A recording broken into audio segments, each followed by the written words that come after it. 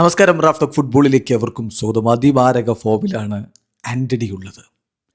ഇത്തവണ Brazilian team പ്രഖ്യാപിക്കുമ്പോൾ ആൻ്റണിയെ Ancelotti അവഗണിച്ചെന്ന് ഒരു വിമർശനം ഇപ്പോൾ ബ്രസീലിൽ ഉയരുകയാണ്. ലൂയിസ് എൻറിക്കയ്ക്ക് പകരം എന്തുകൊണ്ടും ആ സ്ഥാനം അർഹിച്ചിരുന്നത് ആൻ്റണിയാണ് എന്ന് തന്നെയാണ് ഫുട്ബോൾ വിദഗ്ധർ പറയുന്നത്. കാരണം ലൂയിസ് എൻറിക്കെ 2026 വളരെ കുറഞ്ഞ മിനിറ്റുകൾ മാത്രമേ കളിച്ചിട്ടുള്ളൂ. ആൻ്റണി ആണെങ്കിലോ കളിക്കുന്ന കളികളിലൊക്കെ മികച്ച പ്രകടനം. ഇപ്പോൾ ഇന്നലെയും അദ്ദേഹത്തിൻ്റെ വക ഗോൾ പനത്തനായിക്കോസിനെതിരെ യൂറോപ്പ ലീഗിൻ്റെ റൗണ്ട് ഓഫ് 16 രണ്ടാം പാദ മത്സരം 4-0 റയൽ ബെറ്റീസ് വിജയിച്ച് കയറുമ്പോൾ ആൻ്റണി 66ാമത്തെ മിനിറ്റിൽ ഗോളടിച്ചു.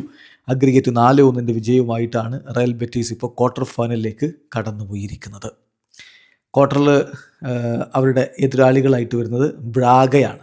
യൂറോപ്പ ലീഗിൻ്റെ ക്വാർട്ടർ ഫൈനൽ മത്സരങ്ങളുടെ ഫിക്സർ തീരുമാനമായിട്ടുണ്ട്. SC ഫ്രീബർഗിൻ്റെ എതിരാളികൾ സെൽറ്റാവിഗോ, ബൊളോഞ്ഞയുടെ എതിരാളികൾ ആസ്റ്റൺ വില്ല, പോർട്ടോയുടെ എതിരാളികൾ നോട്ടിംഗ്ഹാം ഫോറസ്റ്റ്. ബ്രാഗയ്ക്കെതിരെയാണ് എന്തായാലും റയൽ ബെറ്റീസിന് കളിക്കാനുള്ളത്. അവിടെയും ആൻ്റണി മികച്ച പ്രകടനം നടത്തുമെന്ന പ്രതീക്ഷയിലാണ് ആരാധകർ. ഇപ്പോൾ ഇന്നലത്തെ ആൻ്റണിയുടെ കളിയുടെ കണക്കുകൾ മാത്രം ഒന്ന് എടുത്ത് നോക്കുക. കിടിലൻ പ്രകടനമാണ്. ഒരു ഗോൾ അദ്ദേഹം അടിച്ചു. കൂടാതെ 6 ഷോട്ടുകൾ, 3 ഓൺ ടാർഗറ്റ്, 4 കീ പാസുകൾ, 57 പാസുകളിൽ 50 കൃത്യമായി ലക്ഷ്യത്തിൽ എന്ന് പറഞ്ഞാൽ 88% പാസിംഗ് ആക്യുറസി, 11 ഡ്യുവൽസിൽ 9 വിൻ ചെയ്തു. കളിയിൽ ഏറ്റവും അധികം ഡ്യുവൽസ് വിൻ ചെയ്തത് ആൻ്റണിയാണ്. 3 ഡ്രിബ്ലിംഗ് അറ്റംപ്റ്റ്, 3 കംപ്ലീറ്റ് ചെയ്തു. 3 ടാക്കിളുകൾ, അക്കാര്യത്തിലും കളിയിൽ ഒന്നാമത് അദ്ദേഹമാണ്. 3 തവണ എതിരാളികൾ അദ്ദേഹത്തെ ചവിട്ടി വീഴ്ത്തി. ഏറ്റവും അധികം തവണ ഫൗൾ ചെയ്യപ്പെട്ടതും അദ്ദേഹമായിരുന്ന കാര്യം ഓർക്കുക. 9.1 ആൻ്റണിക്ക് sofascore.com കൊടുത്ത റേറ്റിംഗ്. അതിലുണ്ടെല്ലാം ആൻ്റണി ഇപ്പം ഇന്നും ഫോമില.